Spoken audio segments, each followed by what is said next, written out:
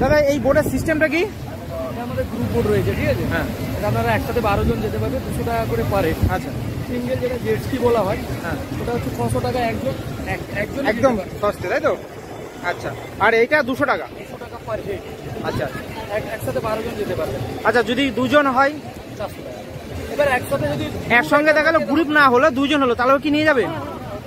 আচ্ছা আচ্ছা, ওটা একটু ওয়েট করতে হবে, 5 মিনিট তো নয়, 2-3 মিনিট দেখলাম। আচ্ছা, মিডিলে গিয়ে কতক্ষণ দাঁড়াবেন? ওটা ফটো তোলার মতো সময় দিয়ে আমরা ফটো তোলার মতো, তাই তো? তারপর আবার ব্যাক করবেন, তাই তো? ঠিক আছে। এটা তো উদয়পুর। হ্যাঁ, এটা উদয়পুর। এটা হচ্ছে ওয়েস্ট বেঙ্গল, এখান থেকে ওটা উড়িষ্যা। আচ্ছা, পাঁচটা যে রয়েছে লাস্ট, হ্যাঁ, ওয়েস্ট বেঙ্গল। আচ্ছা, এটা হচ্ছে উড়িষ্যা। আচ্ছা। এটাই বর্ডার। এখন তোমাদের বৌদিমণিকে লাইফ জ্যাকেট পরাবে, আর লাইফ জ্যাকেটের কালারটা আমি চয়েস করেছিলাম। আমি বলেছিলাম যে আমাদের গ্রিনটা দেবেন, তাই আমাদের গ্রিনটা দিচ্ছে। তাই তোমাদের বৌদিমণি যে কালারটা পরবে সেই কালারটা আমিও পরবো। আর হ্যাঁ, আপনারা যে সমুদ্রেই ঘুরতে যান না কেন, সেখানে কিন্তু অবশ্যই মনে করে বোটে ওঠার সময় লাইফ জ্যাকেটটা পরে নেবেন। আর লাইফ জ্যাকেট না পরলে যখন তখন দুর্ঘটনা ঘটতে পারে, আর তখন কিন্তু আপনাকে বাঁচানো খুব মুশকিল হয়ে যাবে। তাই মনে করে অবশ্যই লাইফ জ্যাকেটটা পরে নেবেন।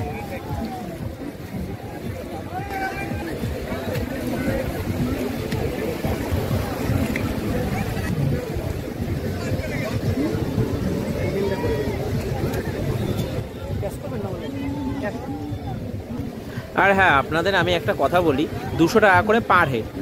আর আমরা যেহেতু দুইজন, তাই আমরা 400 টাকা দেবো, কারণ 200 টাকা করে পার হেড, যেহেতু আমরা দুইজন তাই আমরা 400 টাকা দিচ্ছি। আপনারা দীঘায় আসলে যদি বোটে উঠতে চান, তাহলে কিন্তু 2-3 জায়গায় দাম শুনে নিয়ে তারপরে আপনার বোটে উঠবেন, কারণ কিন্তু এখানে অনেক উল্টোপাল্টা রেট চলে কিন্তু, ঠিক আছে? কারো কাছ থেকে 200 টাকা নেয়, কারো কাছ থেকে 300 টাকা নেয়, মানে যে যার মতন দাম নিতে থাকে, ঠিক আছে? তো আপনারা ভালো করে সব জায়গায় যাচাই করে নেবেন, যেখানে কম মনে হবে সেখানে আপনারা উঠবেন, কেমন? তবে বোর্ডে ওঠার সঠিক দাম হচ্ছে পার হেড 200 টাকা করে। আর এই দেখুন, এটা হচ্ছে আমাদের টিকিট। এরকম একটা টিকিট দেবে আপনাকে, সেই টিকিটটা নিয়েই আপনারা কিন্তু বোর্ডে উঠবেন, কেমন? কারণ টিকিট যদি না নেন, আপনারা টাকা দিয়ে দিলেন, এখানে কিন্তু অনেকেই আউটসাইডের লোক অনেকে থাকে, আপনি টাকা দিয়ে দিলেন, তারপরে আপনাকে বলবে যে আপনারা যান বোর্ডে উঠুন। বোর্ডে যেই উঠতে যাবেন তখন আপনার কাছে টিকিট চাইবে, তখন কিন্তু আপনারা খুব সমস্যায় পড়ে যাবেন, তখন সেই লোকটাকে আর ধরতে পারবেন না। তাই যা করবেন ভেবে চিন্তে করবেন, কেমন?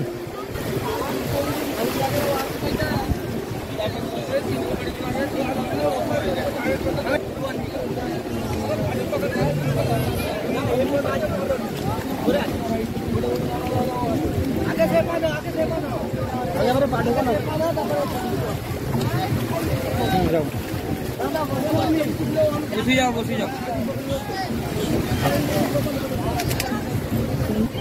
চলো, এখানে বসবো।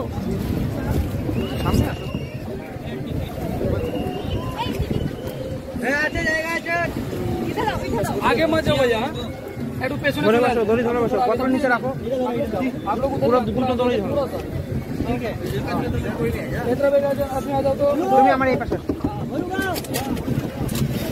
এই পুরো দড়ি ধরো, ধরো, এখানে বসো।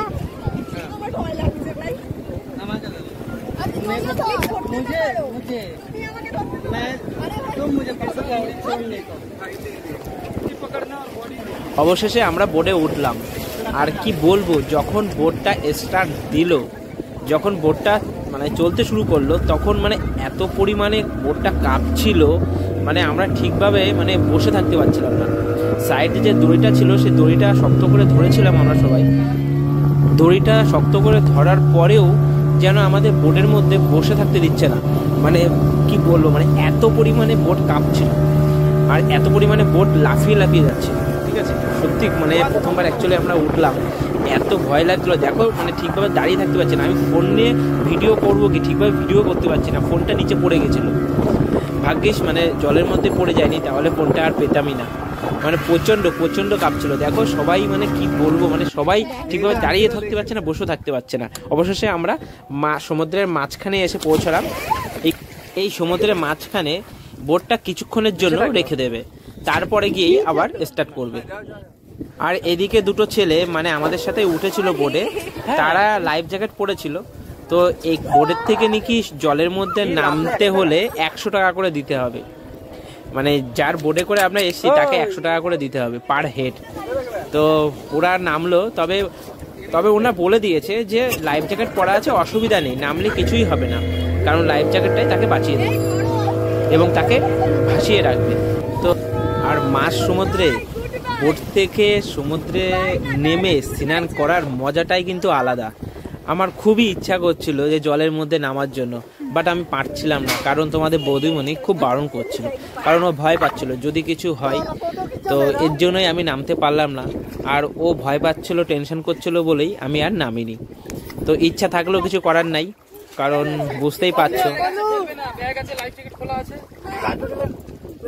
আপনি যাবেন তো তাহলে যেতে পারেন, কারণ এত সময় আমরা দিই না, একসাথে নামলে আমাদেরও একটু সুবিধা হয়।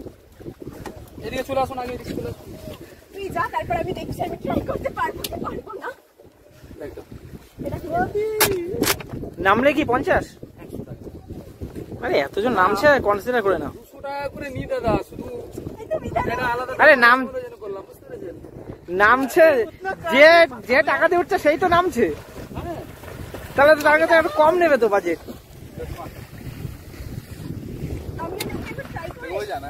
आप भी नहीं जाएंगे? क्यों? चलिए ना कहीं।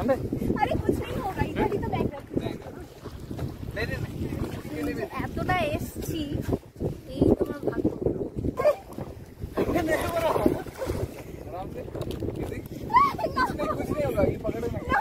ঘড়িটা খুলে না, সাঁতারও কাটছে না, এই বেশি ঢুকতে পারবেন না। ঠিক আছে উল্লে হবে। वैसे ही रहना है, ठीक है? সেই পুতুলের মতন বেশি যাচ্ছে। আমি পারবো না, আমার খুব ভয় লাগে এইসব। না নামতে পারো, অসুবিধা নেই, কিছুই হবে না, কিছুই হবে না।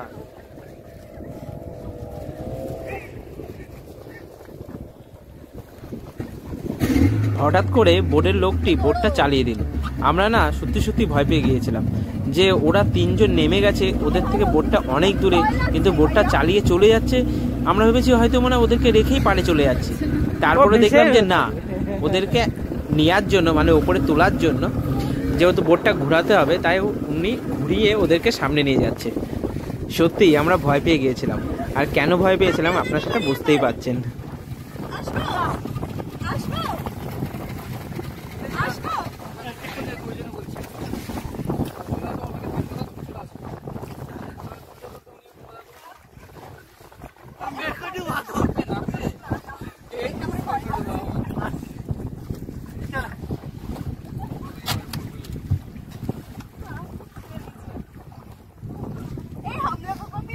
আমার নাম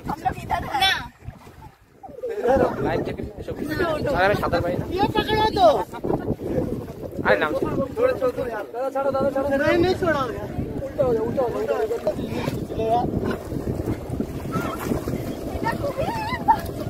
সে মনে হচ্ছে কেরেন দিয়ে তুললো।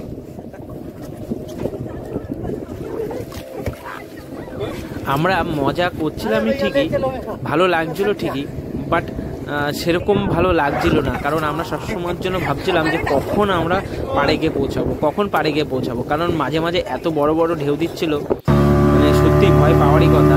তো অবশেষে বোটটি চালিয়েছে আমাদের পাড়ে নিয়ে যাওয়ার জন্য। অনেকবার বলছিলাম যে তাড়াতাড়ি আমাদেরকে পাড়ে নিয়ে চলো, তো আমাদের দেখুন মানে বোটটা চালিয়ে দিয়েছে, আমরা প্রায় পাড়ের কাছাকাছি চলে এসেছি। এখন মনে হচ্ছে যেন আমরা এখন ঠিক আছে, মনের মধ্যে একটা সাহস চলে এসছে। তো এতক্ষণ সত্যি আমরা খুবই ভয়ে ছিলাম, আনন্দ পাচ্ছিলাম ঠিকই, মজা করছিলাম ঠিকই, কিন্তু ভয়ের মধ্যে থেকেই আমরা আনন্দ করছিলাম।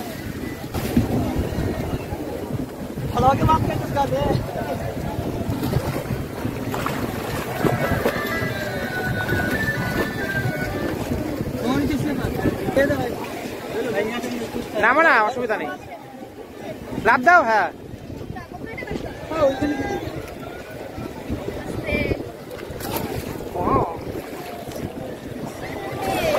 ভাই, থ্যাংক ইউ।